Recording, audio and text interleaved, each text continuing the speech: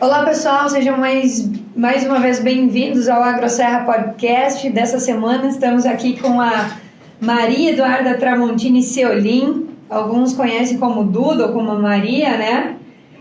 E estamos aí para um episódio muito significativo, carregado de conhecimento e informação, então fique ligado. Lembrando que o episódio completo estará no Facebook e também algumas informações aí, alguma postagem está no Instagram, então nos acompanhe e fique conosco.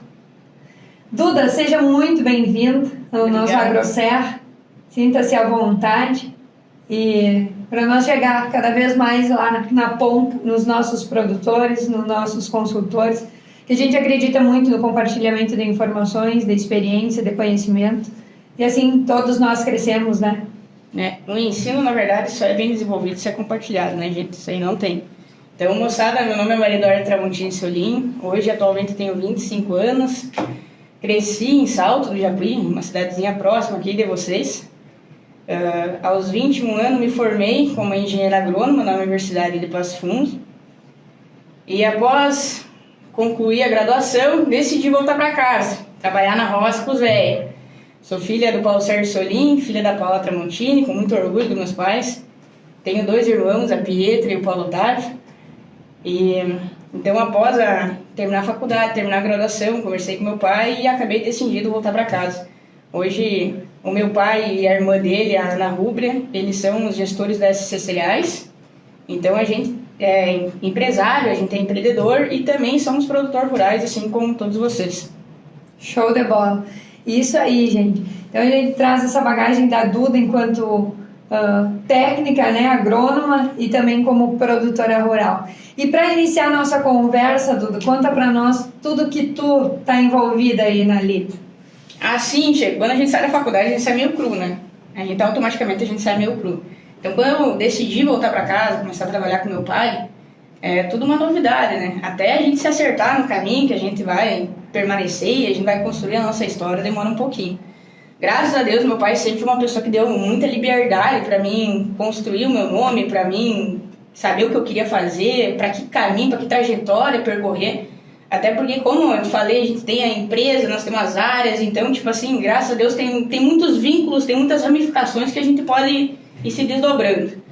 Mas eu sempre fui uma pessoa que eu gostei muito do campo, não sou uma pessoa muito do escritório, até ataca a minha ansiedade quando a gente fica meio fechado, gosto de estar na lavoura, gosto de estar na roça. Então, automaticamente, quando eu me formei, meu pai me deu a liberdade, eu já fui me administrando para a granja, já fui indo para as nossas áreas. Após tempo, após acertos e erros e oportunidades que o velho me deu, hoje eu estou gerindo a grande parte das fazendas nossas da granja. Automaticamente, daí, consegui dar mais liberdade para o pai administrar mais a parte da empresa. E eu, hoje, em si, estou mais responsável pela granja mesmo, pelas lavouras, desde o plantio até a colheita. Manejo, enfim, tudo dessa parte de gerenciamento da granja, hoje eu estou fazendo esse papel. Conjunto, claro, com meu pai, com o meu tio, o Júlio, a gente trabalha em sociedade, né? A gente é produtor familiar e a gente é em conjunto, a gente trabalha entre família, né? E muitos quilômetros rodados. Eu sempre falo, cara, eu achei que a gente ia se formar em engenheiro agrônomo, a gente ia passar só na roça, né? A maioria do tempo na roça. Mas, cara, 80% do nosso tempo a gente passa em cima de uma caminhonete. Meu Deus do céu, cheio do céu. O cara passa mais em cima da caminhonete do que dentro de uma lavoura. Faz parte. Mas é bom, cara, porque, cara, trabalhar na agricultura é, é uma das coisas mais gratificantes que tem. Todo dia é diferente. Todo dia tu aprende alguma coisa, todo dia tu erra alguma coisa. E tá tudo certo, tem que superar, tem que resolver. E tá tudo certo. E pensando em resolver, Duda, o que vocês têm observado, assim, ó, nos cultivos de vocês, nas áreas de vocês, como os principais problemas hoje? O que tem limitado as produções? Claro, além das condições climáticas, né, que a gente não controla tanto. Mas é inseto praga, é planta daninha, é questão de solo. O que vocês têm notado, assim, que mais está limitando um pouco? Assim, hoje, na verdade, o nosso maior desafio realmente é a parte climática, é a parte ambiental. E eu sempre falo, cara, produtor gaúcho realmente é muito persistente. A gente tem que ter uma resiliência muito grande, cara, muito grande. Tá sendo muito desafiador esses anos, porque nós estamos vindo já de 2 anos. Tivemos 2 anos de estiagem severa, tivemos a enchente, onde pelo menos nós perdemos boa parte da nossa produção, e agora novamente mais uma estiagem, que foi uma estiagem bem complexa, cara. Ela pegou 3 secas, cara. Deu 40 e poucos dias sem chuva, daí depois choveu, depois ficou mais 20 dias, e choveu e ficou mais 20 dias agora. Então foi uma seca que ela pegou em todos os estágios, desde o plantio do cedo até o plantio do tarde. Bem complexado. Mas todos esses outros desafios de solo, plantas daninhas, a parte de fitopatologia vem aparecendo nas áreas. Eu acho que hoje o principal ponto que eu vejo nosso é parâmetro de solo mesmo, sabe? Antigamente, eu falo, cara, como é que pode? A gente sempre volta na agricultura do passado. Antigamente era muito mais comum tu ver o pessoal fazendo palhada, tu ver o pessoal tendo uso do calcário, enfim, manejos mais antigos. E que acabou se perdendo isso com o tempo. E agora, em todos esses anos ruins que a gente vem passando, esses manejos antigos estão voltando. E vão ter que voltar. A gente vai ter que mudar a nossa visão, não adianta. A gente está numa agricultura tecnológica, uma agricultura totalmente revolucionária, mas tem muitos manejos antigos que nossos avós faziam, meu pai fazia há anos atrás, e que a gente vai ter que voltar a fazer, tchê. A gente vai ter que mudar a nossa visão. Porque, querendo ou não, o que acontece? O nosso dinheiro é o grão. E se a gente não produz, a gente não tem dinheiro. Automaticamente, o campo quebra, a cidade quebra, e assim vai indo sucessivamente. Então, não adianta, a gente precisa colher. Não é aquela coisa de, a gente está colhendo 30, 20 sacos por hectare, estamos empurrando pela barriga. Não, cara, isso não existe mais. A gente precisa colher. O nosso dinheiro é o grão, a nossa troca de moeda é o grão. Então, a gente precisa voltar a produzir. E através disso, daí, tem que vir a chuva. Isso aí é indiscutível. Essencial. É essencial. Mas a gente vai ter que começar a repensar muito nossos manejos. E talvez nós conversamos num outro episódio também, resetar algumas coisas, né? Tipo, para plantio direto fica muito nítido que é importante fazer matéria orgânica e tudo mais. Mas tem solos que estão tão difíceis que de repente nós vamos ter que revolver ele. Quem é contra aí vai me denegrir, né? Mas é complexo porque tem solos e solos, situações e situações. Então, para algumas características, realmente, de repente, nós vamos ter que mudar, nós vamos ter que resetar o sistema e começar de novo. Porque o solo, a gente vê pelo sistema radicular das plantas, né? O quanto a gente está investindo de dinheiro e até onde está indo esse sistema radicular. É bem isso mesmo. Né? Então, entender cada área e o seu limitante, se é físico, se é químico, se é físico até que profundidade, e entrar nas questões que tu falou, antigamente já se pensava nisso. Outro dia nós falávamos dos mix de cobertura, né? Daqui a pouco já tem estudos em vários, né? De tipos de leguminosas, de gramíneas, para cada tipo de situação resolver patógeno, resolver estrutura de solo, e vão ter que... tu sabe que, até puxando isso, eu quando comecei a trabalhar, cara, meu pai sempre foi do tal do Fox, sabe? E adorava mexer com a terra, cara, e eu, cara, sempre fui contra mexer com a terra. Falava, mas homem, o que tu tá fazendo, cara? Não mexe que tá bom, não ok, velho, não ok. Mas eu e ele sempre não empecilha, Mas tá louco, minha felicidade era quando eu largava aquele Fox lá escondido na grande, que nem ele achava. Ele não se lembrava que queria mexer, sabe? E hoje em dia, desse último ano pra cá, cara, eu e ele já se olhando, tipo assim, já mudamos a cabeça. Cara, as nossas terras estão muito compactadas. O que a gente vai ter que fazer? Cobertura? Quantos anos de cobertura a gente vai precisar para descompactar? Cara, a raiz não tá descendo, não tem jeito. A raiz não tá descendo. Então, o que vamos fazer? Daí, hoje a gente tá utilizando, não estamos mais utilizando o Fox, estamos utilizando o Terras. Ele é um descompactador que dele mexe menos a terra. Então, ele não desestrutura tanto. Mas... isso é uma coisa que era, antigamente eles usavam, eu sempre fui errada, mexer terra, e agora eu tô lá, botar Fox e diesel, atorando na lavoura e não sei o que, porque a gente tem que descompactar. E isso é um ciclo, cara. Esse dia eu e ele tava conversando na caminhonete, eu e o pai, nós tava olhando as lavouras e conversando. Eu falei pra ele, cara, a agricultura é um ciclo que nunca termina. Por quê? a gente precisa ter a terra descompactada para a gente produzir bem. Isso aí é lógica, tá? Através da descompactação a gente compra oxigênio. Isso aí é o principal pilar para a gente produzir bem soja. Não existe. Só que, automaticamente, a gente também precisa colocar calcário. Cara, calcário soca a terra. A gente precisa de água. Então vamos pensar uma irrigação a pivô. A água soca a terra, automaticamente. A gente precisa, que nem vamos pensar a cultura do milho, hoje já em soja, estamos falando muito sobre o parâmetro do nitrogênio, a gente precisa colocar ureia para a gente produzir, tanto no inverno como no milho, e hoje já estamos falando sobre o N no soja, né?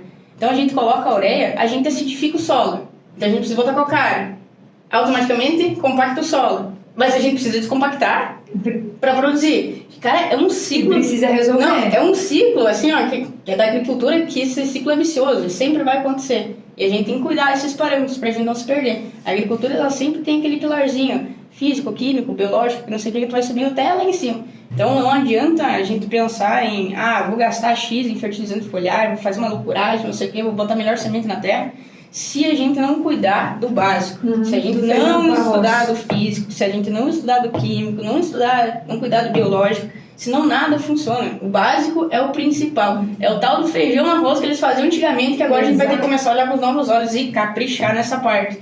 E não deixa de ser, né, Duda, uma questão de tentativa e erro. Porque cada ano é um ano, cada safra é uma safra, cada lavoura é uma lavoura. Então, um manejo pode dar muito certo para uma área e completamente diferente para outra. Cara, é bem isso mesmo. Vocês devem notar nítido, né? Nítido. Então tá tudo certo, mas vamos descobrir agora o que limitou, o que aconteceu que não foi tanto quanto a gente esperava. É aquela coisa, o que funciona pro teu vizinho não funciona para ti. Então, numa área é a mesma coisa. Num hectare a gente tem tanta diversidade de solo, então tu imagina no parâmetro de lavoura geral. Então tu tem que pegar, tu tem que olhar, tu tem que ver, e tu vai errar muitas vezes. Gente, isso aí não tem. Todo dia a gente tá errando. A gente vai errar, a gente vai acertar, a gente vai alinhar o que é para esse ano, pro ano que vem talvez não é a mesma coisa, e assim vai indo, sempre vai girando o ciclo. E pensando nisso aí, nessa diversidade de diferenças de solo, vocês lá trabalham com agricultura de precisão, né? Ou já trabalharam? Como é que vocês lidam com essa questão da agricultura de precisão no sentido de solo? Né? Porque para algumas pessoas a gente nota assim, que a nossa realidade ainda não é compatível, dependendo da região, né? Pelo custo, pela logística, enfim. Mas a gente também sabe os benefícios de fazer as aplicações mais ideais conforme cada, né, talhão, enfim. Comenta com nós um pouquinho sobre essa experiência de vocês. Sim, gente. Meu pai, eu acho que foi, cara, um dos primeiros a fazer agricultura da região aqui na região. A agricultura de precisão aqui na região. Acho que ele foi um dos primeiros, cara, foi um dos pioneiros. Então a gente já faz isso há, acho que uns 15 anos, cara. 15, 20 anos que a gente faz agricultura de precisão. Não, uns 15 anos, deve fazer uns 15 anos. 15, 10 anos que a gente faz agricultura de precisão nas nossas áreas. E eu falo que é o dinheiro mais bem investido. Gente, é o dinheiro mais bem investido. Ainda mais agora que a gente tá ruim das pernas, que a gente tá sem a nossa moeda de troca. Então a gente precisa poupar, mas a gente precisa poupar da forma certa. Não adianta a gente tirar um insumo que vai fazer nós acarretar em 10 sacos de produtividade. Não é assim que funciona. Só que tu só vai saber qual insumo que tu pode tirar da tua lavoura se tu ter agricultura de precisão. E ela é muito variável. Como eu mesmo falei antes, cara, num hectare a gente tem mudanças bruscas de terra. A gente vê isso. Se tu subir em cima do trator, tu sair plantando e tu faz a regulagem lá da semente na tua plantadeira, tu vai ver, tu regulou, tá perfeito. Tu saiu plantando 50 metros, tu afundou até o chão da terra. Depois tu tá indo um pouquinho mais pra frente, começa a ficar semente pra fora. Então tu imagina a disparidade que não é. Tanto físico como nutricional do solo. Então a agricultura de precisão é uma das principais oportunidades que o produtor tem de poupar dinheiro. E o produtor hoje precisa poupar dinheiro. Ele precisa fazer um manejo da forma certa. Gente, faz um cálculo básico. Vou botar calcário na minha área. Se tu colocar o calcário, na minha cabeça eu acho que a minha terra precisa de 2 toneladas. Na minha cabeça eu acho que a minha terra precisa de 2 toneladas. Beleza, vou largar calcário em 10 hectares lá nas 2 toneladas. Show de bola. Fiz agricultura de precisão. Numas partes eu preciso de 3, numas partes eu preciso de 1, numas partes eu preciso de 800, numas partes eu preciso de 2, enfim. Tu foi lá e tu colocou o que a agricultura de precisão pediu. Muitas vezes, no final do contexto, te popou, sei lá, 5 toneladas, 10 toneladas que tu vai utilizar na próxima área. Então tu colocou o que era realmente necessário, tu não fez pelo achismo. Isso é desde formulação, cara, de adubo. Tipo assim, olha, o preço do adubo esse ano tá absurdo. E nós estamos tudo sem dinheiro. A agricultura tá sem dinheiro. Então, tipo assim, tu saber qual adubo que tu precisa colocar no teu solo, da forma correta, com a formulação correta, e tu ser efetivo naquilo, muitas vezes tu não precisa nem daquele adubo que é o mais caro. Tu pode pegar aquele adubinho mais barato porque tu tem bastante fósforo no teu solo, tu entendeu? Tu consegue poupar. Essa ideia. Cara, a agricultura de precisão é a melhor ferramenta para o produtor poupar em ano que tá com as pernas torcidas. Pra mim, essa é a minha opinião. A gente faz agricultura de precisão, faz acho que 10, 15 anos que a gente faz. Até esse ano, as áreas aqui da Estrela, eu fechei com o pessoal da Agro Preciso até. Tô fazendo todo para ele as áreas de novo da agricultura de precisão, até porque eu conheço a minha terra, eu sei o parâmetro que a minha terra é. Mas vai saber se não mudou tudo agora depois dessa enchente. Foi o meu principal medo, assim, sabe? Tipo assim, eu tava bem, eu tava com a terra boa, eu tava com uma camada gorda de boia, vamos dizer assim, sabe? Fiz uma graxinha na bicha velha. Mas eu não sei se aquela graxinha tá ali ainda, tu entendeu? Exato. Eu não sei, tu entendeu? Daí esse ano pegou até, inclusive, se vocês conhecem aonde a gente planta, enfim, se cruzarem ali, vocês vão ver, vai estar os quadriciclos ali fazendo agricultura de precisão. Porque a gente precisa saber o que a gente precisa colocar pra gente pelo menos produzir. Porque não adianta a gente não colocar e a gente não produzir. A gente precisa produzir, gente. Só que a gente precisa produzir poupando esse ano. E a gente só vai poupar sabendo o que é necessário colocar. Isso é estratégia, né? Isso é estratégia. Que nem a gente falou ali, é o feijão com arroz bem feito. Bem feito. Sem dúvida nenhuma, né? Mas é ser estratégico também. Porque nós precisamos aproveitar o que tem. Muitas vezes a gente já falou em outros momentos, não adianta ficar botando melhor adubo, se na verdade daqui a pouco é a acidificação do solo, né, a acidez do solo que está limitando. Então é compreender isso, é fazer essa análise e pensando em química mesmo e inclusive física, né, de compreender aonde que a sementinha vai, que se ela não começar bem lá, depois também não adianta, né? Às vezes é aquela coisinha assim, se tu for procurar na internet, vai ter vários estudos. Eu quero colher 60 sacos de soja por hectare. Tu vai olhar lá, tu precisa colocar tantos pontos de N, tantos pontos de fósforo, tantos pontos de potássio, tantos pontos de tal coisa, não sei o que, para te produzir 60 sacos, 70 sacos de soja por hectare. Só que tu tem que entender que o teu solo tem aquilo ali, entendeu? O teu solo tem alguma coisa ali. Então tu precisa ver num ano difícil como esse, tu precisa entender o que o teu solo tem, o que tu pode poupar e qual que tá sendo o teu pior empecilho para te não chegar no teu 60 sacos. Como você falou, às vezes pode ser pH, às vezes pode ser compactação. Então não adianta tu gastar uma horda de dinheiro, porque agora eu vou fazer tudo certo, cara. Tô com dinheiro guardado, vou pegar o melhor adubo, vou botar a Bose, KCL, vou não sei o que. Cara, teu empecilho não era esse. A tua produtividade estava sendo tirada ali, não estava sendo tirada aqui. Então tu só gastou dinheiro, tu usou o teu dinheiro da forma errada. E hoje o dinheiro tá pouco, então a gente tem que acertar o jeito que a gente vai usar o nosso dinheiro. Exatamente. E falando também em acertar o dinheiro aí, com milho, vocês também produzem milho. Chegaram a fazer alguma coisa de ureia enterrada, testar alguma coisa nesse sentido, Duda? Que ainda também é relativamente novo, né? Enfim, estudos, testes. Vocês chegaram a notaram alguma diferença? Como é que tu vê, assim, essa questão, pensando em milho e ureia, né? Assim, eu fiz a ureia enterrada, nós estamos fazendo uma área nossa, só que eu fiz no retrasado, safra de 2023, 2024, sabe? Foi uma safra que choveu muito, foi horrível pro milho, porque tem uma coisa, tá, gente? A gente precisa de chuva, mas principal, a gente precisa de sol. A principal coisa que uma planta precisa para produzir é sol. Depois vem a chuva, depois vem a água. A planta precisa de sol. E aquele ano foi um ano horrível de sol. Então, o milho foi tremendo e choveu demais. Tava sempre fechado, Passou 20 dias com o tempo fechado, em pleno aumento, foi desastroso. Mas a gente fez a ureia enterrada naquele ano. Lado a lado com a ureia em cobertura, perdeu. Só que foi uma realidade do ano. Eu não refiz o teste novamente, mas na minha realidade produziu menos. Esse ano nós fizemos um teste com a ureia líquida dos Estados Unidos, que foi puxado, o tal do OroPro. Nós usamos no nosso milho. Até os lado a lado, eles ficaram bem parelhos, bem parecidos. Então a gente ainda está ajustando dosagem e como a gente vai usar o insumo para ser de forma mais lucrativa, visando a lavoura, sabe? É fantástico, cara. É uma tecnologia que nos Estados Unidos eles já usam há anos. Basicamente lá eles só usam isso, né? É fantástico, fantástico. E o bacana da ureia líquida, ela te dá a oportunidade de tu não errar a primeira pegada. E a gente sabe que a estimativa de produção é no início. Tanto soja, quanto milho, quanto trigo. A nossa estimativa de produção, ela é definida no início. Então, essa ureia líquida, ela te dá a oportunidade de tu ter tipo, uma janela um pouquinho mais longa para te fazer o manejo em cobertura. Vamos pensar assim, sabe? Ah, não consegui fazer uma manejo de cobertura porque não choveu. Ou porque tá chovendo demais e não consigo entrar na lavoura.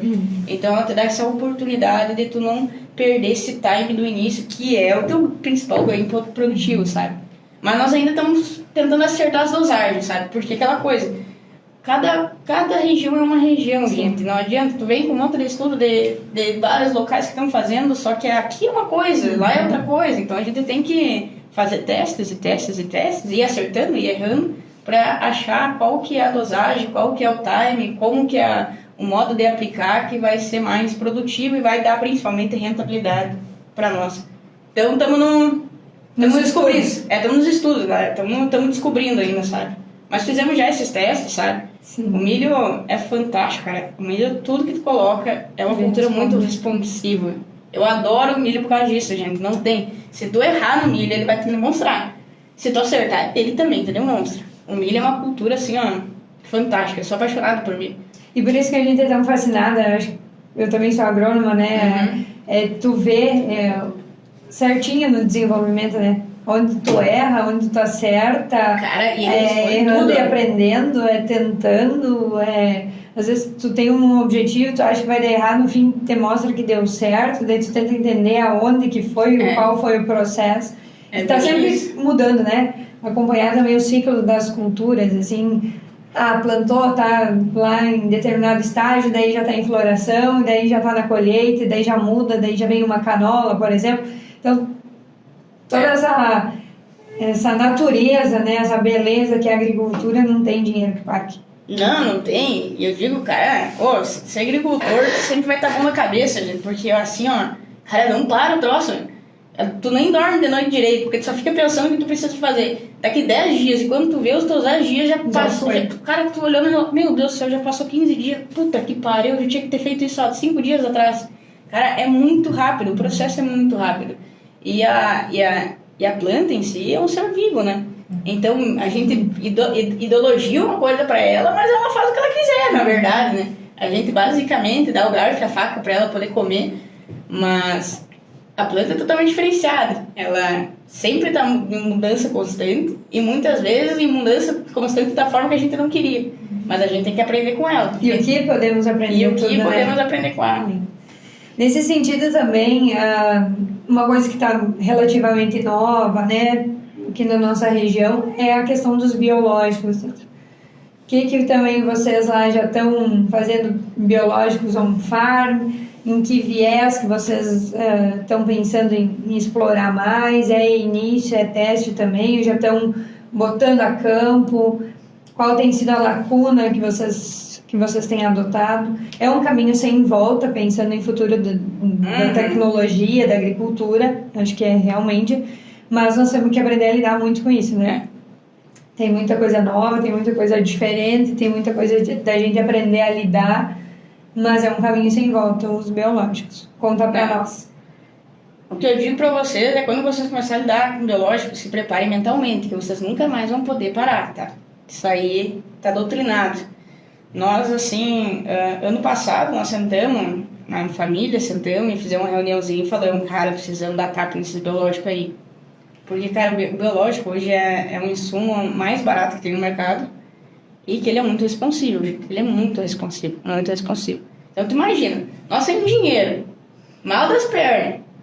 Cara, vamos atrás do troço que é barato e dá rendimento, né? Beleza. Daí botamos uma fábrica de um farm ali na Estrela e uma em São Gabriel. Estamos aprendendo a lidar, tá? Estamos aprendendo a lidar. Começamos já a colocar no campo, enfim, e é cada vez mais que quanto mais tu começa a colocar, tu observa que tu não pode parar, tá? Porque,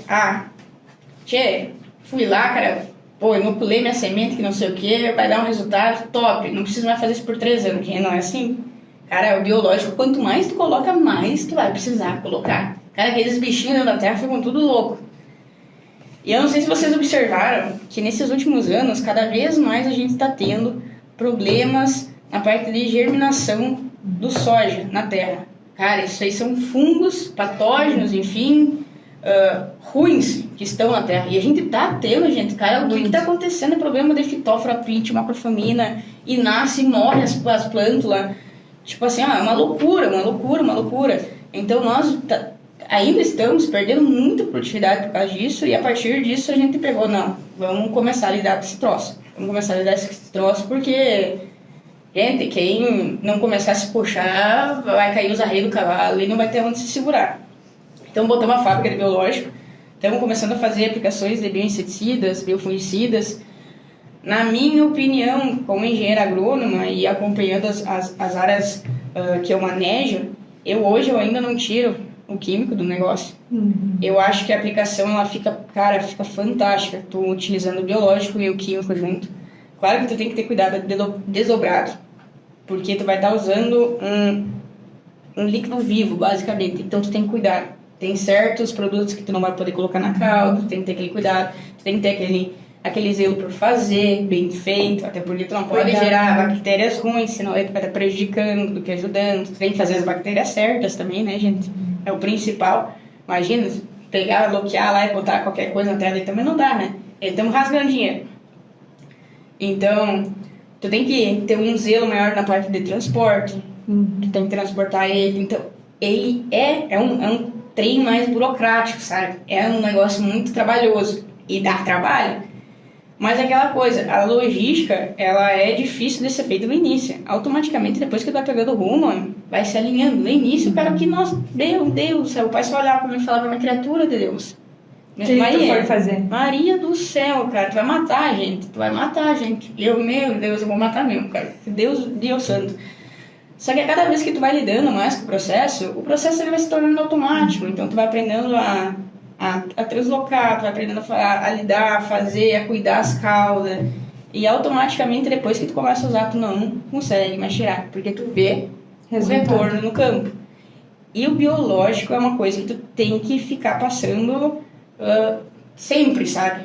Ele sempre vai ter uma resposta assim, ó, inclinando, sabe? Só que tu não pode parar de passar. Automaticamente, sempre tu tem que estar passando ele ali para ele sempre estar te dando aquele retorno financeiro para ele manter e tudo mais. Hoje a gente tem N biológicos, tricoderma, bacilos, brachiosaurus, arabatae, até um dos principais arabatae, pensando em estiagem, fantástico, a bactéria, azosperilo, balvéria, cara, balvéria é fantástico, gente. Gente, quem planta milho, quem tá com problema de trips agora no soja por causa da estiagem, cara, faz uma aplicação de inseticida químico junto com o balvéria. Cara, faz um lado a lado. E, claro, não tão perto, né? Porque senão vocês não vão ver a diferença. Mas faz um lado a lado, cara, e volta na lavoura depois de 5, 6, 7 dias pra te ver como fica a reinfestação da praga dentro da lavoura. Cara, é fantástico. Por isso que eu falo, depois que tu começar a usar, é um caminho sem volta. E cada vez mais a gente vai ter que se aperfeiçoar nessa parte de biológico, porque os nossos custos das lavouras estão muito caros. A gente precisa achar mecanismos para diminuir esse custo, senão a gente não vai conseguir segurar as pernas. Não adianta. E foi o que eu falei também em outros momentos, né? Não é só o exame da terra, né? No sentido físico que nós falamos, mas é que você tocou no assunto, a quantidade de doença do solo.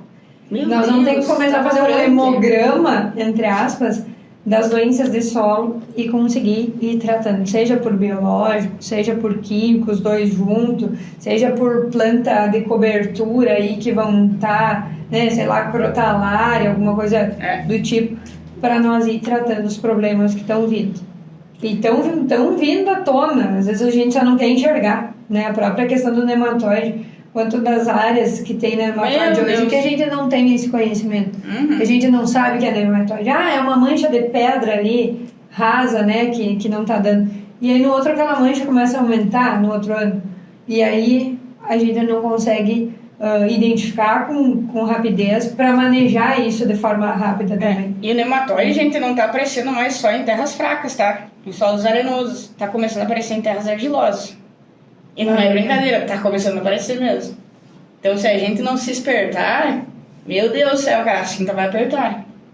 Não adianta, a cinta vai apertar. E vai limitando a produtividade, que é a nossa moeda de troca. Que é a nossa moeda de troca.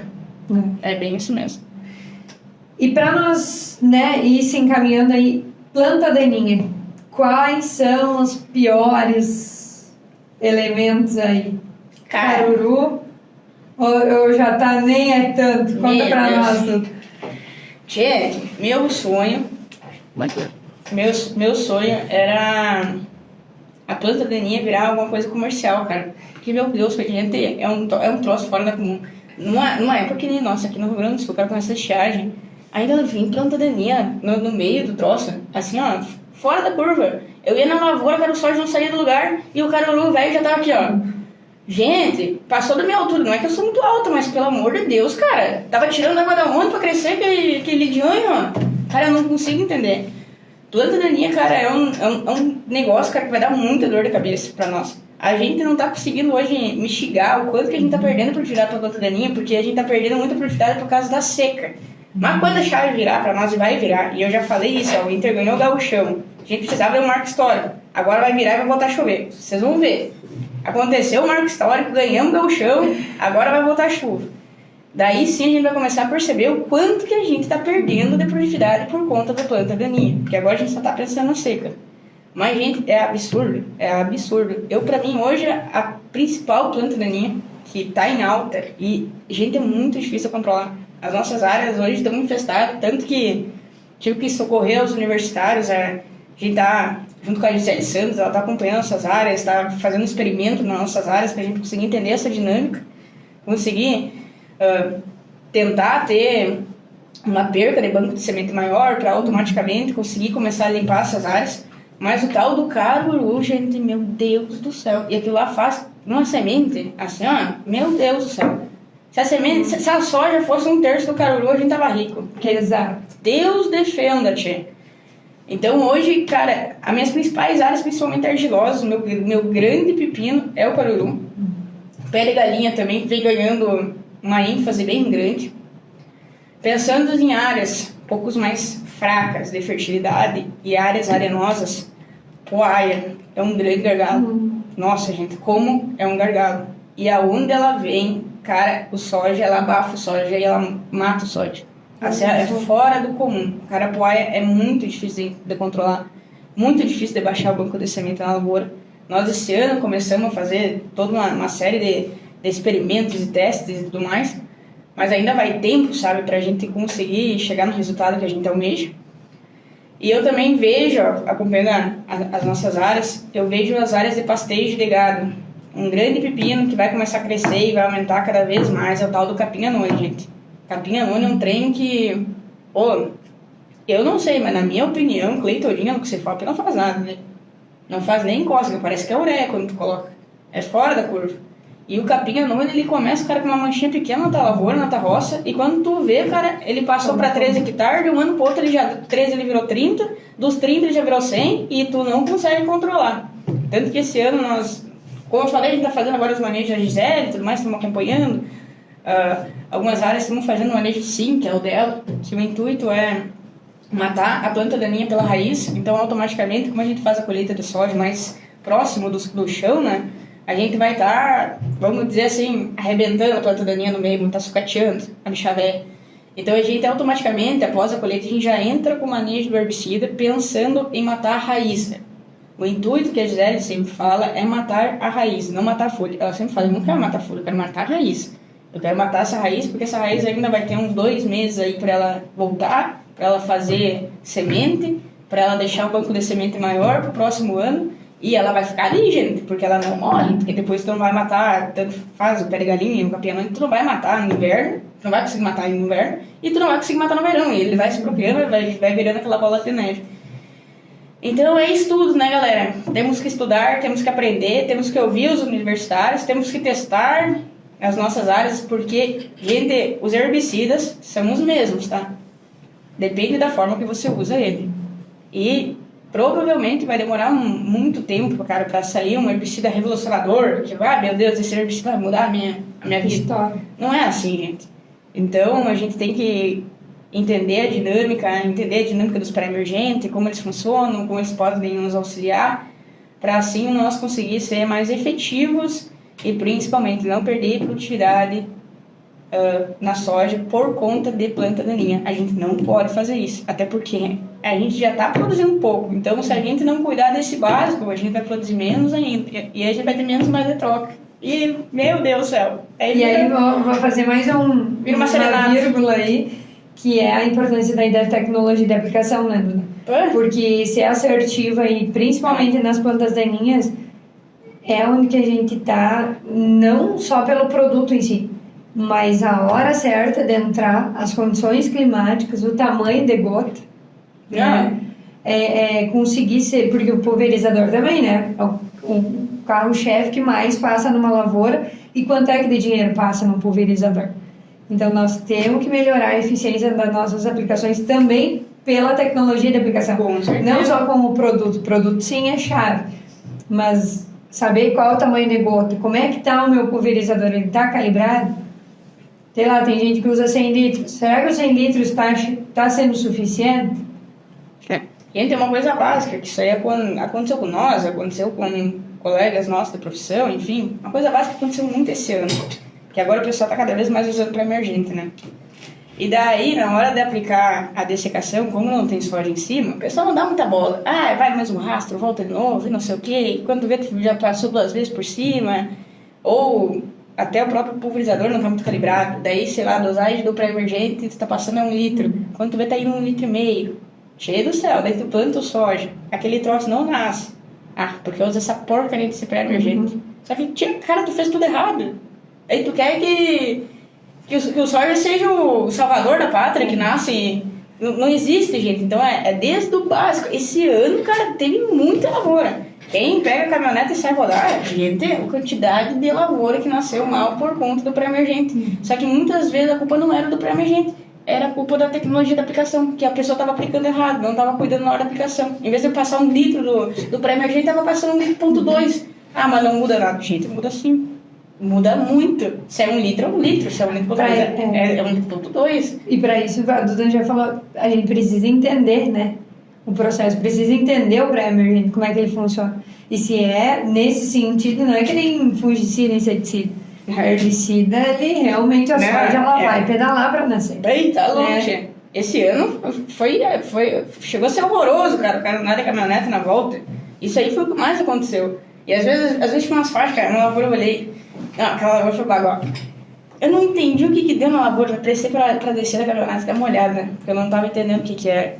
Cara, tinha 3 bicos do pulverizador, mas perdido, assim, ó, de modo sortido, que eu acho que tava caindo uma vazão maior, tava meio estourado, não sei o quê.